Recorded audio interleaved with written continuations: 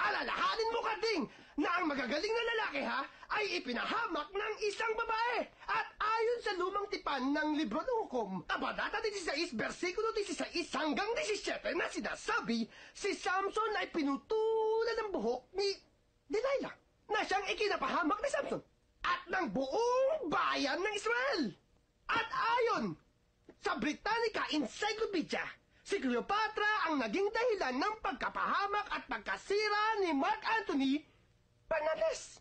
At huwag mong kalilimutan na si Evita Peron ang siyang nagpabagsak sa pamalaan ni Antonio Banderas! Antonio Banderas! Antonio Banderas? Oh! Siya ang pinabagsak ng pamalaan ni Evita Peron, si Antonio Banderas!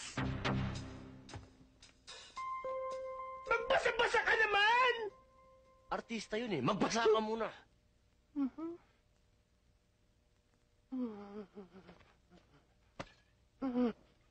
Sabi ko sa'yo, Karding, magbasa ka, hindi mambasa. Loko ka eh. Pinuno mo na ang salop, Karding. Dapat ka nang kalusin. O, anong gagawin mo? Magbabasa. Sarap eh. Bitin ako. Araw-araw gawin mo sa akin to, Karding, ha? Para maging close tayo.